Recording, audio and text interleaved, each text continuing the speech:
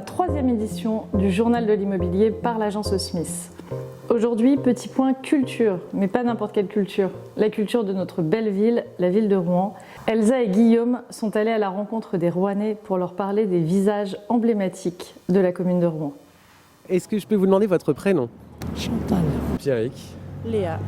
Lydie. Ghislaine. Alain. Une seule question, est-ce que vous pouvez me dire qui est cette personne? Oh, c'est pas l'empereur d'Autriche, non? Non. D'accord, l'empereur d'Autriche. J'allais dire Napoléon, mais c'est pas du tout Napoléon. Non, c'est pas Napoléon. Je sais pas qui est cet homme. Je vois Pas du tout, ça vous dit rien? Non. J'en sais rien. À l'angle là-bas, vous avez un indice? Verdrel. Exactement, bien joué monsieur, c'est Charles Verdrel. Verdrel. Charles Verdrel. Ah, c'est lui qui a fait le square, Verdrel. Mais non. Du coup, Entre par autres. logique. Vous l'auriez pas reconnu? Ah bah non, je le connaissais pas. Ouais, c'est à cause des lunettes. Je l'ai pas vu depuis longtemps en fait. On se retrouve dans ce lieu emblématique de Rouen que vous aurez certainement reconnu pour parler d'une figure immanquable de cette ville, Charles Verdrel, qui fut maire de Rouen sous le Second Empire en 1858. Il est né ici, dans la capitale normande, en 1809. Ce square, à l'origine appelé Square Solferino, a été inauguré au milieu du 19e siècle et il a été voulu par le maire Charles Verdrel afin d'offrir à la population de Rouen un lieu de rencontre et de promenade. Ce square a remplacé un quartier insalubre avec des rues étriquées du centre de Rouen. Comme le baron Haussmann l'a fait pour la ville de Paris, Charles Verdrel a modernisé la ville de Rouen, notamment en créant les deux grands axes principaux du centre-ville, à savoir la rue Jeanne d'Arc derrière moi et la rue Jean-Le Canet.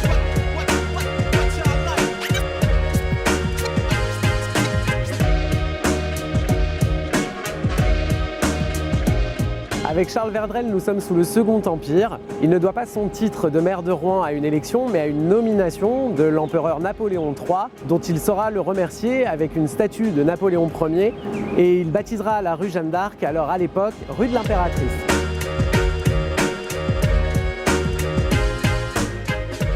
C'est ici, au cimetière du Monumental, que s'achève le parcours de Charles-Amédée Verdrel, décédé le 12 novembre 1868 alors qu'il était maire de Rouen. Ce maire qui avait la folie des grandeurs pour Rouen et un tombeau un brin mégalo. Merci Elsa et Guillaume pour toutes ces informations et ce micro-trottoir. Allons à la rencontre maintenant d'une entreprise rouennaise, Winimo Enchères, avec qui nous travaillons depuis quelques années maintenant. Winimo Enchères, c'est une plateforme qui permet aux agents immobiliers de pratiquer la vente interactive. C'est un nouveau système de vente complémentaire à la vente traditionnelle qui permet d'interroger le marché et de voir à quel prix au plus juste on peut vendre tel ou tel bien à ce moment-là. Alors il y a différents avantages de pratiquer la vente interactive. L'avantage c'est de travailler en exclusivité forcément et c'est d'aller vraiment au juste prix. Pour le vendeur, il a pas mal d'avantages, c'est clairement l'outil pour le vendeur, à savoir qu'il n'y a pas de plafond de prix. Il est libre d'accepter ou de refuser les offres d'achat qu'on va lui soumettre post-enchère. Et ensuite, il est rapidement fixé. En un mois, il a son prix et à lui de choisir. Pour les acquéreurs, la vente interactive a de nombreux avantages aussi, à savoir la transparence des offres. Effectivement, si on a quelqu'un en face ou pas, on va le savoir. Et le deuxième avantage, c'est le temps de réflexion. Effectivement, dans une vente classique, sortie d'une visite, on serait tenté de faire une offre tout de suite maintenant de peur que le bien nous passe au-dessus.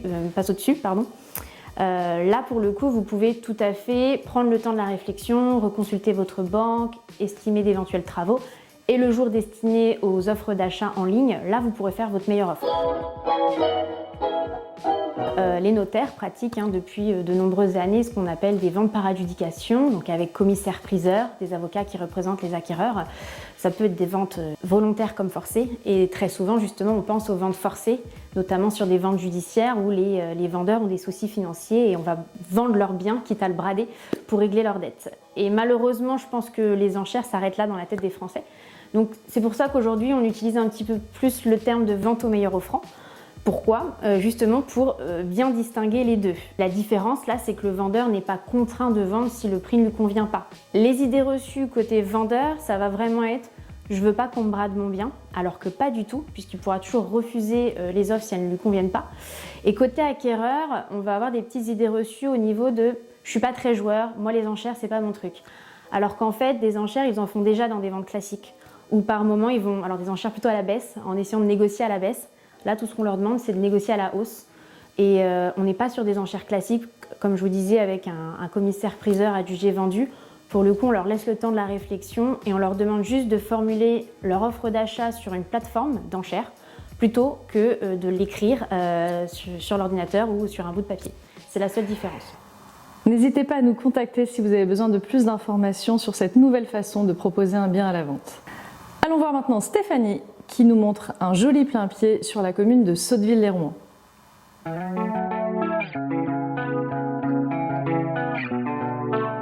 Alors aujourd'hui on se retrouve dans Sotteville-lès-Rouen pour visiter cette jolie maison de plein-pied. Nous arrivons directement dans une entrée avec un beau placard. Ensuite est suivie une cuisine entièrement aménagée, équipée, avec un beau piano en inox.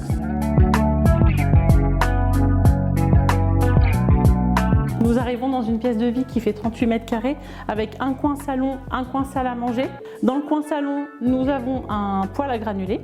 Côté salle à manger, nous avons une baie vitrée qui donne sur la terrasse semi-couverte. Donc là, nous avons un toilette, une salle de bain. Et ici, nous avons un coin bureau qui fait environ 8 mètres carrés. Donc nous arrivons sur la première chambre de la maison avec son dressing.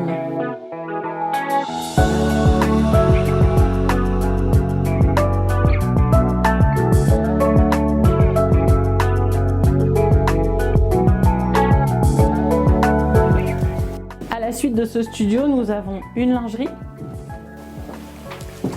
avec un toilette et une salle de bain. Donc nous avons une parcelle plate de 870 mètres carrés environ, avec une terrasse semi-couverte, une terrasse entièrement carrelée et une cuisine d'été. Donc là après nous avons un garage qui fait 80 mètres carrés et dans ce garage nous avons une petite pièce. Idéalement un artisan pourrait en faire son bureau et son lieu de stockage.